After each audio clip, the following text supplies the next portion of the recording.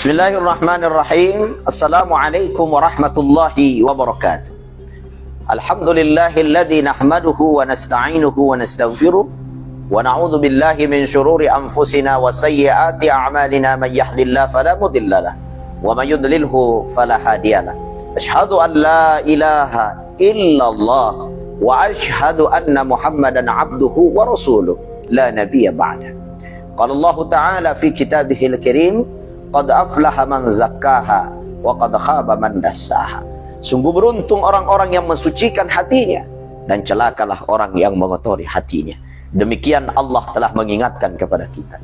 Pemirsa Sutra Channel dimuliakan Allah, malam ini kita sudah berada di malam ke-20 bulan suci Ramadan pada tahun 2023 ini.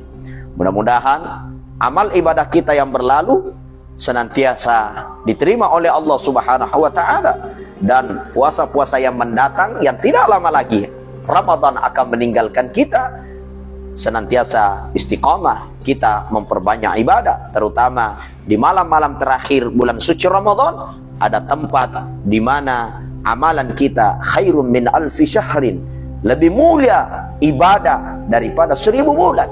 Kenapa? Karena di situ ada Lailatul Qadri khairum min alfi syahr. Pemirsa Sutra Channel dimuliakan Allah Ta'ala, hati diciptakan oleh Allah sebagai penghubung antara hamba dengan Tuhannya. Hati adalah tempatnya bersemayam niat setiap orang. Makanya di dalam satu hadis dikatakan, an-niyatu fis sudur, na iya niya'i angkari lalana atih. Di dalam riwayat yang lain, mahallun niyah fi qalb, tempatnya niat ada di dalam hati. Artinya apa? Hati kita ini adalah sentral utama yang menghubungkan kita dengan Allah. Kalau hati kita bersih, maka baik seluruh tubuh kita. Hati kita rusak-rusak seluruh tubuh kita. Ketahuilah, hati ini adalah sentral tubuh setiap jiwa manusia. Maka dari itu, orang yang memiliki hati yang kotor, meskipun badannya begitu indah, maka pasti mereka adalah orang yang celaka. Tapi orang yang hatinya bersih, dia akan senantiasa diberikan ma'unah oleh Allah, pertolongan oleh Allah, ketenangan oleh Allah, kebahagiaan oleh Allah. Coba kita lihat saudara kita, mungkin ada orang tetangganya beli motor, alena meru, tetanggana beli oto, alena muni oto, tetanggana beli kipas angin, alena macene, tetanggana mendre haji, alena tamar rumah sakit haji. Kenapa? Kena penyakit hati. Tamani rumah sakit mafalamana ngalalena ifarisa ko doktoro makanya doktoro DJ gagal sana. Maka dalam doktoro na sa oyera na sa te corona tania corona laba ni corona aga falekan na pemirsa dirahmati Allah na kanne la saati sehingga dia gagal mulai lolongangi sumber penyakit na dino le nonno pallana pekicarana mafalla yatina mite bali bolana timendre dalena alena timendre tensina. Ini kan sebuah penyakit besar yang menimpa seseorang. Apabila hatinya rusak, maka yakin mereka tidak akan pernah merasakan ketenangan, kedamaian, dan kebahagiaan. Maka dari itu, pemirsa Sutra Channel dirahmati Allah Subhanahu wa Ta'ala, bagaimana agar hati kita ini senantiasa menjadi hati yang bersih, hati yang suci, hati yang senantiasa mendapatkan maradhatillah, riona pun Allah Ta'ala. Maka ada 3. Yang pertama, ala bidzikrillahi tatmainnul qulub. Allah berikan petunjuk. Tidak ada yang mampu memberikan ketenangan, kedamaian, kebahagiaan kecuali zikrullah, memperbanyak berzikir kepada Allah. Jadi setiap kita mendapat musibah, inna lillah. Setiap kita mendapat nikmat, alhamdulillah, semuanya nikmat dari Allah. Kita mendapat sesuatu yang menyenangkan, alhamdulillah. Kita melihat yang menakjubkan, masya Allah. Ya, ketika kita melihat sesuatu yang mengagumkan, subhanallah. Ketika kita terpeleset, terbuat salah, khilaf, tidak disengaja, maka bersegeralah mengucapkan astagfirullah. Ketika zikir-zikir ini senantiasa terucap, kita kembalikan kepada Allah setiap persoalan dan problematika hidup kita, maka itulah sumber ketenangan yang sesungguhnya. Yang kedua, bagaimana agar hati kita bersih, hati kita suci? Yang kedua adalah yakinlah, rezekimu tidak akan pernah diambil orang lain.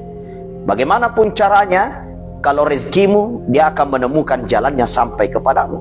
Tapi kalau dia bukan rezekimu, meski berada dalam genggamanmu, dia akan lepas jua dan berpindah kepada tempat yang telah ditakdirkan menjadi rezekinya. Maka ini adalah keyakinan. qadarullah, di mana setiap jiwa manusia memiliki keinginan, akan tetapi keinginan Allah jua yang berlaku dalam kehidupan manusia. Ana uridu wa anta turidu wallahu yaf'alu ma yurid. Ia angka eloku pada angka manang elota naik ya elo ulena pun Allah Ta'ala kajajian.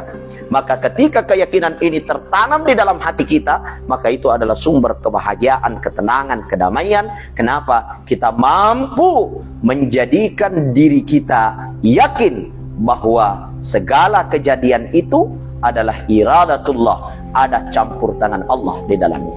Yang terakhir, bagaimana agar hati kita menjadi hati yang damai, bersih, suci, nyaman, dan bahagia? Kita harus senantiasa husnuzan ilallah, berprasangka baik kepada Allah. Apapun yang menimpa kita, prasangka baiklah.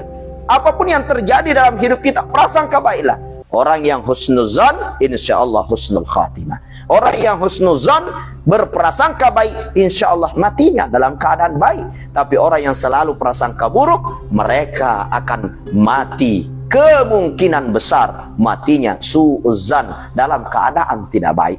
Maka penting kita selalu prasangka baik dalam setiap perjalanan hidup kita. Karena Allah berfirman di dalam hadis qudsi, ana 'inda zanni 'abdi bi. Saya tergantung dari sangkaan hambaku.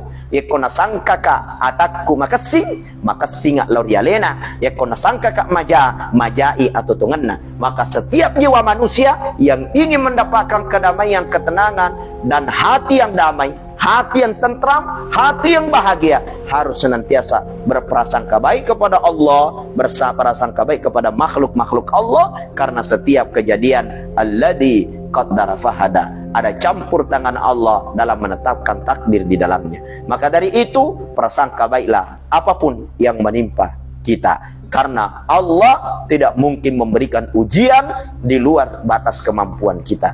Asa an takrahu syai'an wa huwa khairul lakum wa asa an tuhibbu syai'an wa huwa syarrul lakum. Kadang-kadang menurut kita baik bagi kita, tapi menurut Allah belum tentu baik bagi kita. Kadang-kadang menurut kita tidak baik bagi kita, tapi itulah yang terbaik menurut Allah bagi kita.